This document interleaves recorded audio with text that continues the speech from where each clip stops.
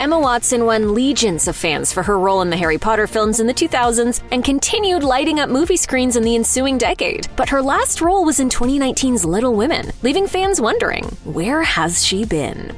Like everyone else in the world, Emma Watson took a break from everything during the COVID-19 pandemic. In May 2021, the actor took to social media to let people know that they probably weren't going to be seeing much of her in the foreseeable future. She wrote on X, "Please assume no news from me just means I'm quietly spending the pandemic the way most people are, failing to make sourdough bread, caring for my loved ones, and doing my best not to spread a virus that is still affecting so many people." Watson has never been a big user of social media, but she used her status to urge others to follow the rules during the pandemic so the number of deaths could be minimized. She also wrote an Instagram post in support of the I Stay at Home campaign, which encouraged people to share the reasons they were obeying quarantine restrictions. The former Harry Potter star also championed the UK's National Health Service, which was put under enormous strain during the pandemic. It's clear that using her fame for good causes was more important to Watson than anything else at the time.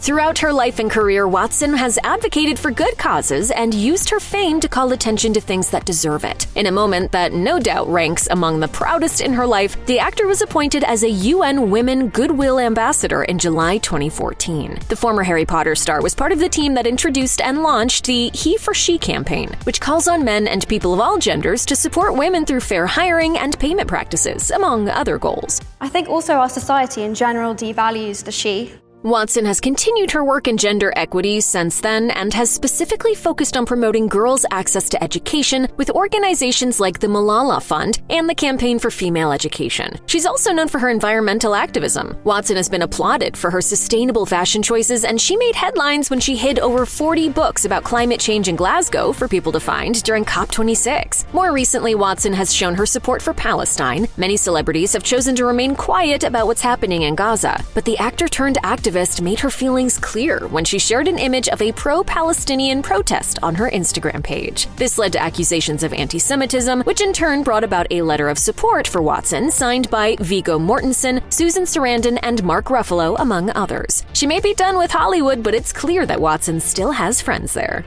As someone who has been in the global spotlight since she was 10 years old, it's not surprising that Watson needed to take a break from making movies. She grew up under immense pressure and wasn't able to have a normal childhood. And the fact that she's female meant she had it even harder than Daniel Radcliffe and Rupert Grint, her two male co-stars. She said after being made a UN Women Goodwill Ambassador, "At 14, I started being sexualized by certain elements of the press. That's something that no young actor should ever have to endure, but breaking away from Hollywood was about more than escaping the glare of the tabloids and gossip mags." While she has a lot of fond memories from her time making the Harry Potter movies, she's also admitted that the experience was grueling. Watson told Entertainment Weekly in 2010, "I have such a structure when I'm working on Potter. I get told what time I get picked up, I get told what time I can eat, when I have time to go to the bathroom. Every single second of my day is not in my power." That same feeling of not being in control followed Watson to later projects, further dampening her love for filmmaking. She told the Financial Times,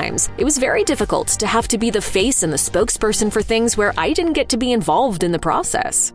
After graduating with a Bachelor of Arts degree in English Literature from Brown University in 2014, Watson stepped away from education to focus on career and life pursuits. In 2023, she went back to school, enrolling in a Master of Studies program for creative writing at Oxford University. And I always loved poetry. I always loved writing. I always loved performing in that way. Fans were concerned when it was reported that Watson had dropped out, though the stories were misleading. Watson simply switched courses to pursue a PhD at Oxford. According to campus sources, Watson doesn't make a fuss when she's attending her classes. An insider told Daily Mail, "She mingles among other students and blends into the background." Watson has also been using her time at Oxford to stay fit. She joined the university's famous rowing club. In May 2025, she took part in Oxford University's Summer 8's rowing regatta. She was the coxswain of her team, though she could only lead them to victory in one of the 4 races they competed in. According to reports, one of the teams they lost to played the theme music from Harry Potter to celebrate their win while playfully teasing Watson.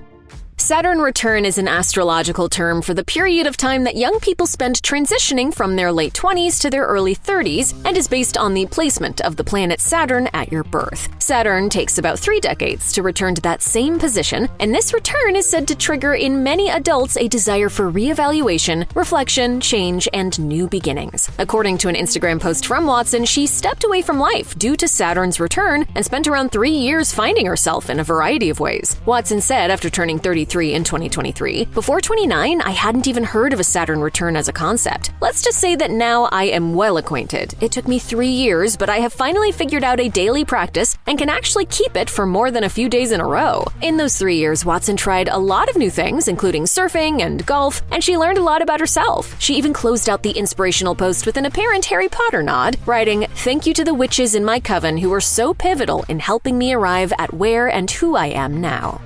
Another reason you don't hear from Watson anymore is that she's been busy with her gin brand, which she started with her brother Alex. They're close in age and have always had a strong sibling bond, which makes co-running the business a lot easier. Alex is no stranger to show business himself, having worked as an occasional actor and model for several years. Before that, Alex worked in hospitality, and the skills he learned have helped him co-launch Renee Gin. The siblings brought out Renee in Britain in May 2023, where it found success as a luxury gin brand. Their spirit won a gold medal from the UK's Gin Masters, and they expanded to the North American market only a year after the launch. In a 2024 interview with People, Alex mentioned how it was nice to see his sister thriving away from the spotlight. He told the outlet, "She's a very bright, multi-talented person with a lot of other dynamics and things to offer. And when you do one thing for most of your life, I think it's really important to step out and express yourself in other ways. And I think that's what Renee is for her."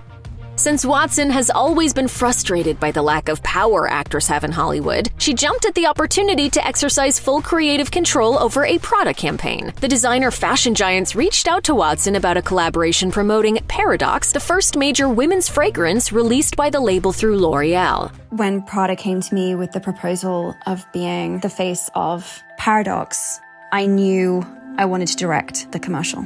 The commercial consists of intercut images of Watson in various beautiful artistic shots with a special focus on Watson as a creative. She's shown dancing, painting, swimming, and working with computers to create film or utilize virtual reality. As designer fragrance ads go, it's pretty coherent, with Watson explaining what she feels the fragrance represents. I celebrate my imperfections. I am never the same,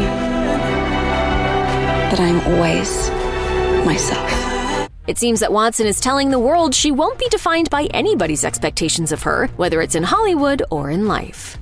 Watson made a lot of money from her time in the Harry Potter films, with the actor boasting a net worth of around $70 million by the time Harry Potter and the Deathly Hallows Part 2 hit theaters. The Brit apparently has a thing for fancy cars and has reportedly owned an Audi S3 Sportsback and a Rolls-Royce Ghost, among other vehicles over the years. In 2025, she was actually banned from driving for 6 months after her Audi was clocked going at 38 miles per hour in a 30 miles per hour zone in Oxford. She was fined over $1,400, which, as her attorney pointed out, she was in a position to pay. Talk about putting it lightly. Watson is also known to be a tennis fan and has been spotted taking in the US Open. While the price of her actual ticket is unknown, some seats go for thousands of dollars, with prices for the 2025 men's final hitting a whopping $45,000. That's not to say that Watson has only been splurging on cars and sporting events. She also puts her money where her mouth is when it comes to causes she cares about. In 2024, she became a major investor in a startup called Hertility after being introduced to co-founder Dr. Helen O'Neill through a friend. O'Neill told TechCrunch, "Hertility was founded by women and focuses on women's health, an area that historically hasn't received enough attention or funding. By investing in a female-founded company that aims to revolutionize women's healthcare, Watson contributes to empowering women in both business and health."